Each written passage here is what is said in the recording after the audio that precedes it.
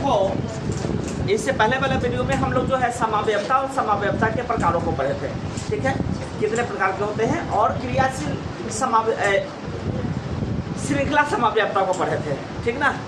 अभी हम लोग इस वाले वीडियो में स्थान समावयवता को पढ़ेंगे, फिर इसके आगे जो है क्रियाशील समावयवता, ज्यामितीय और फिर प्रकाशित में पढ़ेंगे।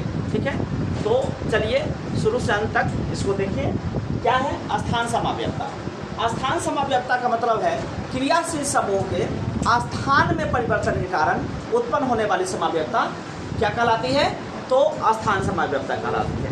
क्रियाशील समूह के स्थान में परिवर्तन होगा। इससे पहले वाले में हम लोग पढ़े थे श्रृंखला वाले में, तो कार्बन के श्रृंखला में परिवर्तन हुआ, उसमें कार्बन के चेन में परिवर्तन के कारण उत्पन्न होने वाली समावयवता श्रृंखला समावयवता कहलाती है। लेकिन यहाँ पे हम पढ़ रहे हैं स्थान समावयवता, तो किसके स्थान में परिवर्तन होगा? तो क्रियाशील समूह के स्थान में परिवर्तन होगा। यानी क्रियाशील समूह को आप बार बार बदल, क्रियाशील समूह को नहीं बदलना है, क्रियाशील समूह के स्थान को बदल देना है। ठीक है, और जब क्रियाशील समावयवता पढ़ेंगे तो उसमें क्रियाशील समूह को बदल देंगे। ऐसा समझ में? चलिए अब इसका एग्जाम्पल हम लोग देखते हैं। देखिए, क्रियाशील समूह के स्थान में भिन्नता के कारण उत्पन्न होने वाली समावयवता स्थान समावयवता कहलाती है। समझ में आया? अब चलिए एग्जाम्पल देखो। एग्जाम्पल देखो, CH3 CH2 CH2, यहाँ पे है OH। अनुसूत्र गिनो कितना? कार्बन 1 2 3, कार्बन कितना हुआ? 3, हाइड्रोजन 3 तो 5 तो 7 1 8, H 1 हो गया, वो O हो गया। यानी अनुसूत्र हो गया आपके पास, अनुसूत्र हो गया C3H8O के कितने समावयवी समूह हैं? तो अभी देखते हैं। अब इसके बाद देखिए, एक तो ये हो गया। अब इस यही ना क्रियाशील समूह है जी। ये कौन है? OH किसको कहते हैं? एल्कोहल। OH क्या है? एल्कोहल। अब OH को इस CH2 के साथ जोड़े हैं। अब इस OH को हटा कर यहाँ से उठा करके अब हम या तो यहाँ जोड़ सकते हैं, यहाँ ही जोड़ सकते हैं। इधर से जोड़ेंगे तो वही फर्क बात बराबर होगा। तो हम या इसको उठा करके यहाँ जोड़ लेते हैं, यानी कर देते इसको क्या, यहाँ पे देखिए, इसको कर देते CH3, देखो CH3 CHOH और यहाँ पे फिर हो जाएगा CH3। देखिए,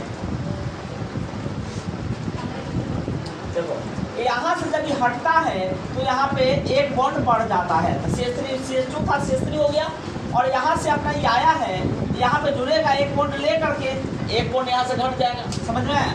यहाँ CH2 था तो CH हो गया, OH हो गया। गिन के देखो, 1 2 3, कार्बन 3 हो गया कि नहीं हो गया? हाइड्रोजन 8, 3 4 5 3 8 हो गया कि नहीं? एक O है। ठीक है, अब देखो, तो ये दो समावयवी समूह, कितने समावयवी समूह है? यानी C3H8O के दो स्थान समावयवी समूह हैं। समझ में आया? अब चलिए इसका IUPAC नाम लिख के बताइए। IUPAC क्या होगा?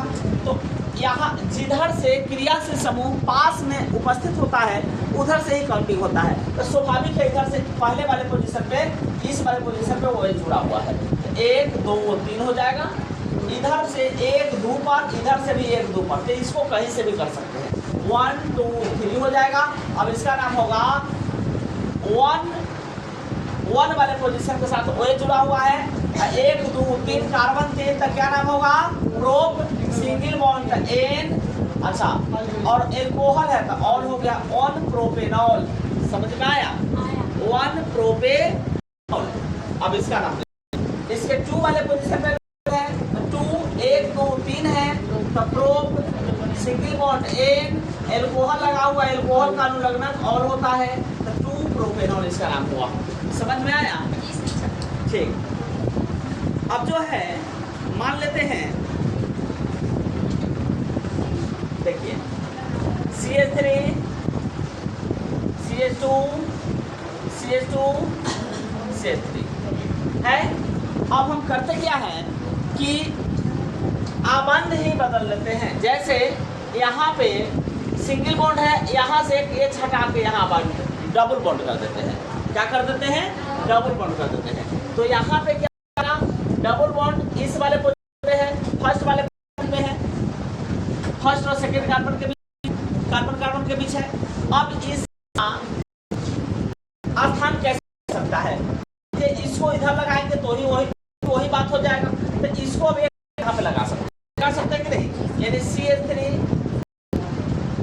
CH bond CH CH3। देखो कार्बन के 1 2 3 4, इसका 1 2 3 4, कार्बन के चारों तरफ 4 बॉन्ड होना चाहिए, यानी कुल मिलाकर के 8 इलेक्ट्रॉन।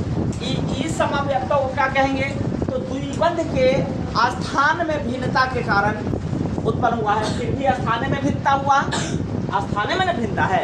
यहाँ जो है क्रियाशील समूह के स्थान में भिन्नता है, यहाँ द्विबंध के स्थान में भिन्नता है। द्विबंध फर्स्ट वाले कार्बन के पोजीशन के साथ लगा हुआ था, तो 1 वाले पोजीशन के साथ लगा हुआ था। यहाँ पे ये 1 2 वाले कार्बन के साथ लगा हुआ है द्विबंध, ठीक है, 3 4, ठीक है, नोमेनक्लेचर हो गया। अब इसका IUPAC नाम लिखिए, IUPAC नाम लिखिए। क्या होगा, 1 2 3 4 कार्बन है तो नाम क्या होगा, ब्यूट हो जाएगा। फर्स्ट वाले पोजीशन के साथ है इसलिए 1 ब्यूट लिखेंगे। और डबल बॉन्ड है तो एल्केन का नहीं है, एल्कीन का है। तो एल्कीन में अनुलग्न क्या लगता है, इन लगता है, तो यहाँ होगा ब्यूटीन, 1 ब्यूटीन इसका नाम होगा IUPAC। समझ में आया कि नहीं आया?